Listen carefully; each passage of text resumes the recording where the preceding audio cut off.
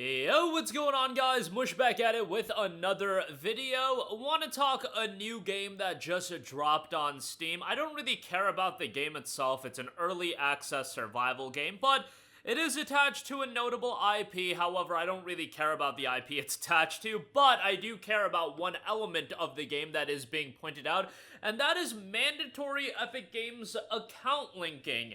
I shouldn't say mandatory in the sense that you can play the game solo without account linking, but you do need to account link if you want to play multiplayer, which for a survival game like this, I feel like a lot of people are going to want to access multiplayer, and I am talking about RuneScape Dragon Wilds. This was a shadow drop on Steam.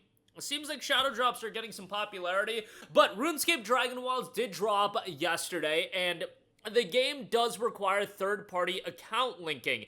Epic Online Service supports linking to Steam accounts. Now, the thing about this, I do appreciate them outlining it right out the gate on the store page. I do feel like it is something that right off the bat that you should just say, even before the game comes out. Just make people well aware of that. And if it's gonna be available on Steam, why are you requiring Epic account linking? I know this is not exclusive. I believe like Sonic Superstars had Epic Games account linking as well, which was a weird one, but whatever.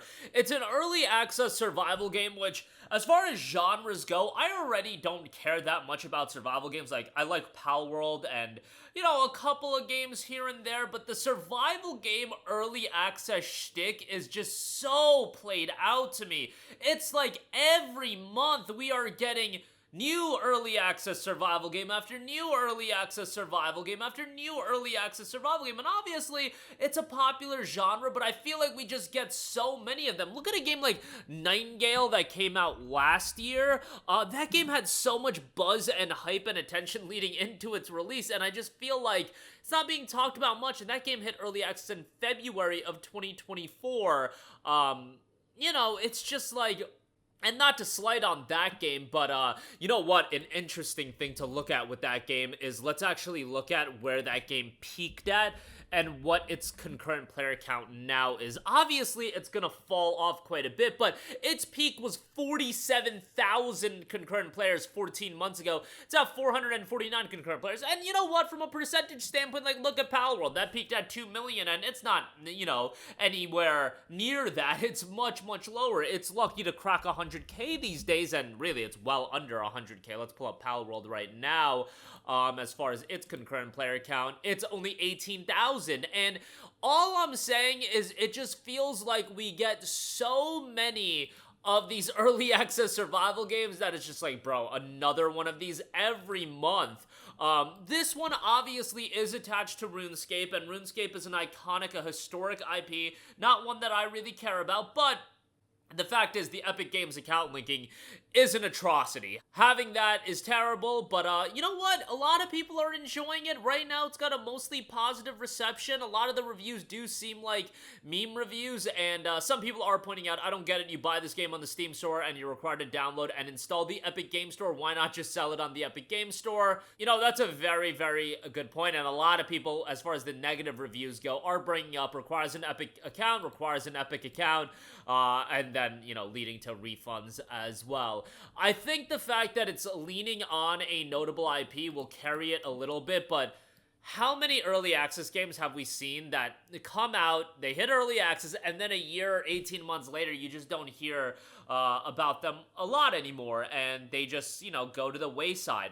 I don't want to say that's what RuneScape Dragon Wilds is going to be. I really just wanted to focus on the Epic Games account linking because, yes, I could clown on early access survival games all day. And again, Palworld came out and I really enjoyed that. There have been games like Valheim that have done very, very well. There are games like V Rising that did very, very well. But it just seems like a genre that is so oversaturated with so many games coming out. And this one requiring Epic Games account linking, that is also insult to injury. And to me, that's like the main thing I wanted to prioritize. guys focusing on, because I don't want this to be a regular thing. Another avenue for account linking, and this one is just like third parties requiring Epic Online agreements. I don't even know why these deals are structured. Why is it that this is tied to Epic accounts? At least give us some transparency and some clarity as far as why that is. And at this point, I don't see any of that. There's nothing on the Steam community page that says, hey, we require Epic account linking because of XYZ reason. Maybe it mitigates a lot of the issues that could arise from the online connectivity of this game. I don't even know. I'm just throwing darts at the wall, trying to come up with a reasoning for it. I'm sure there is a reason, but it's still something that people don't want to do, and if you're gonna force people to do it, at least give us some clarity and some transparency as far as why people need to do it, because I think at this point, it's just something that is gonna push people away from playing the game, and right now, it's at 40,724 concurrent players as I'm recording this video.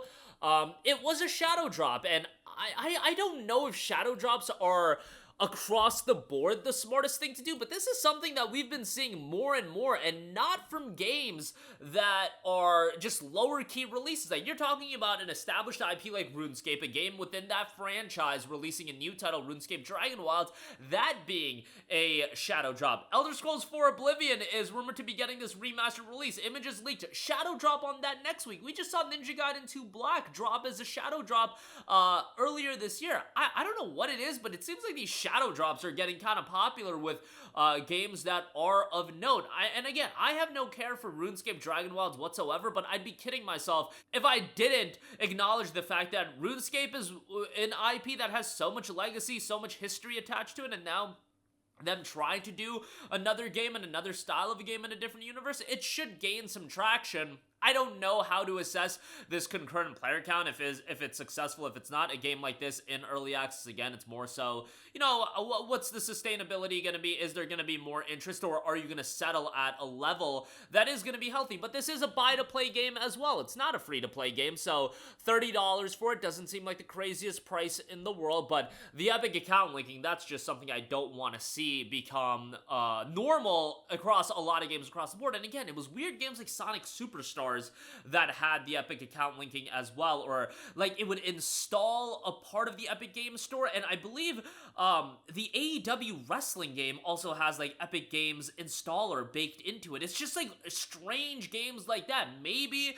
it's something with like the online services, a lot of the issues and a lot of the potential issues are streamlined requiring Epic account linking. I don't know. If anybody has some clarity to it, I would love to hear that, but it's something that I certainly don't want to see become common occurrence across Steam games in general. You want to do it on an Epic Games Store exclusive, knock yourself out, but on a Steam release, I already hate account linking in general, and just adding another one to that, not something I want to see. But that'll do it for me. Let me know all of your thoughts in the comment section down below. If you checked out RuneScape Dragon Wild, certainly interested to hear what you guys think. But again, that'll do it for me. Let me know all of your thoughts down below. Thanks for watching, and I will catch you guys in the next one. Peace out.